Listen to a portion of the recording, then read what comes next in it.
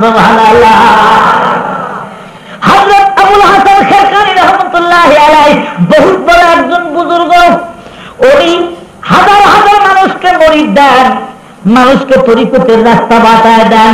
অনেক দূরের থেকে একজন মুরিদ অনেক রাস্তা অতিক্রম করে তার বাড়িতে গেছে। মা বোন একটু কান ফলায় শোনেন। বাড়ির যা ডাক দিতে, হুজুর ও খেরকানী সাহেব, হুজুর আপনি বাড়ি আছেন নাকি?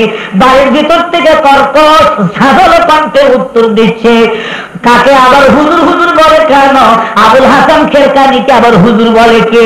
আমি তো নিজেই তাকে হুজুর বলে মানি না। পিসাব ধরার জায়গা বল নাই, এই বাড়িতে এসে খালি খাওয়ার বাহানা। দাও কাটা বড় তাড়াতাড়ি, আমার বাড়িতে তোমার ভাত হবে না। আমার বন্ধুগণ খেয়াল করেন, ঘরের ভিতর থেকে ঝাঁঝালো কণ্ঠে যখন বলছে ওই পোড়া কপালকে আবার পিসাব বলে কে? আবুল হাসান খেরকানীকে আবার পিসাব বলতেছো, বুজুর্গ বলতেছো, ওকে তো আমি মানি না। তখন মুরিদ চিন্তা করতেছে এখন কি উত্তর দেই মহিলাকে? পর্দা নাই, পশিদা নাই, আমার চোখের সামনে আমার পিসাবের বিরুদ্ধে দুর্নাম করে, এটা নাকি পিসাবের বউ। তোর বাড়িখানা বাইর করে তো শোনো, তুমি যদি আমার পীর বাবার মুরিদ না দিবি না হতে, তুমি যদি আমার পিসাবের বউ না হতে, তাহলে আমার তরবারি দিয়ে তোমার সল্লা দিয়ে আমি খতম করে দিতাম। মেয়েটা বলে যাও যাও, তোমার পীরের কাছে যাও, আমার বাড়িতে জায়গা নেই তোমার।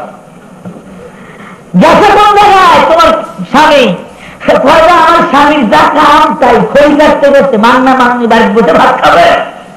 খড়ি কাটে আনো, তারপর ভাত পাক করে দেব। খড়ি কাটা নিষেধ না।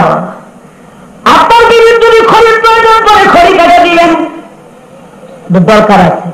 মাইশা বলেন আমি তরকারি করতাম, তাদের স্বামী আমাকে এসে সহযোগিতা করত। কোন দিক গেছে ওটা জানি না, কোন দিক গেছে খুঁজে নাও তুমি। লোকজনকে জিজ্ঞেস করে আবুল হাসান খেরকানী কোন দিক গেছে, তো জঙ্গলে গেছে খড়ি কাটার জন্য। পিসাবের কথা শুনে এক কদম দুই কদম করে রওনা দিতে জঙ্গলের দিকে। তাকায় দেখে আবুল হাসান খেরকানী বাঘের পিঠের মধ্যে খড়ির বোঝা দিয়া একটা সাপকে ছড়ি বানায় নিয়ে বাঘকে মারতেছে আর বাড়ির দিকে নিয়ে আসতেছে। ধরে কন মারহাবা। আবুল হাসান খেরকানী মুচকি মুচকি হাসতেছে, কি বলার মনে মনে ভাবতেছে আগে বোর অত্যাচার, বোর কথা শুনে মনে মনে ভাবতেছে 30-40 মাইল রাস্তা অতিক্রম করে আসলাম এমন পিসাবের কাছে, বউ ঠিক করতে পারে না, সে আবার কেমন বড় পিসাব। এই পিসাবের কাছে আসাই আমার লস গেল রে, কি করি এখন? আসছে যখন না দেখে যাবো না, কিন্তু রাস্তার মধ্যে যখন দেখে বাঘের পিঠে খড়ির বোঝা দিয়ে নিয়ে আসতেছে আর সাপকে চাবুক বানাইয়া মারতে মারতে নিয়ে আসতেছে। আশ্চর্য হয়, জিজ্ঞেস করে হুজুর এগুলি আপনি কেমন করে সম্ভব হলো? বাঘের পিঠে খড়ির বোঝা দিয়ে আপনি কেমন করে নিয়ে আসেন? তখন আবুল হাসান খেরকানী উত্তর দিচ্ছে গার্না সররামি কাশি দে বারে জান, গার্না সররামি কাশি দে বারে জান, কাই কাশি দে শেরে নরবে গারে মান। ও আমার মুরিদ রে, বাঘের পিঠে খড়ির বোঝা দেখে তুমি আশ্চর্য হয় না। আমি যদি ওই জল্লাদ মার্কা, করলা মার্কা, দারোগা মার্কা বউ অত্যাচার সহ্য না করতাম, তাহলে মর্দা বাঘে আমার জন্য বেগাল খাটত না।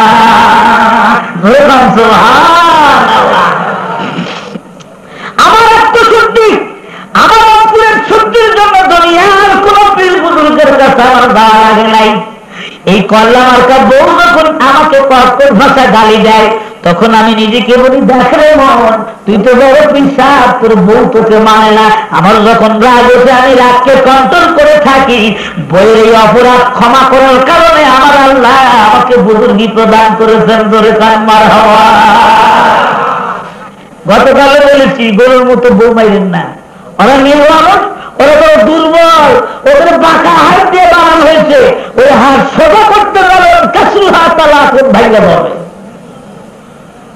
ওই দেখা অবস্থা নিয়েই ঘর সংসার করা লাগবে। হ্যাঁ, যদি একেবারে সীমা ছাইড়া যায় তাহলে পিটন প্রথমেই না দিয়ে আগে বিছনাটা আলাদা করা লাগবে।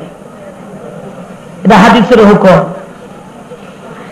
অন্য রুমে রাখবেন না, আবার বাড়ির থেকে বাইর করে দেবেন না, যা অন্য বাড়ির যা, তাহলে সুযোগ পাবে। ওই আপনার ঘরের মধ্যে আপনি থাকবেন এক খাটে, বেগম থাকবে আর এক খাটে, আপনি থাকবেন একদিক হয়ে শুয়ে, সে থাকবে আর এক দিক হয়ে ফিরে। সে যখন বিরহে ব্যথা সহ্য করতে পারবে না, নিজের অনুশোচনা বুঝতে পেরে আপনার কদমে হাত দিয়ে মাপ নিবে।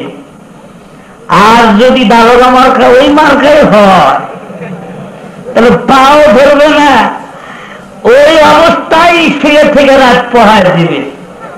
বিছনা আলাদা করে যদি কাম না হয়, তাহলে একটু মৃদু পিটন দিবেন, হালকা। কালকে বলছি না, হালকা পিটন। আধ হাতের কম লাঠি দ্বারা মারা লাগবে, মানে মেসা, বুঝছেননি? এই মেসার যে 2-4টা বাড়ি মারিয়াও যদি কাম না হয়, তাহলে বাবার বাড়ি পাঠায় দিয়ে বলবেন, যাও কয়েকটা দিন বেড়া করে আসো।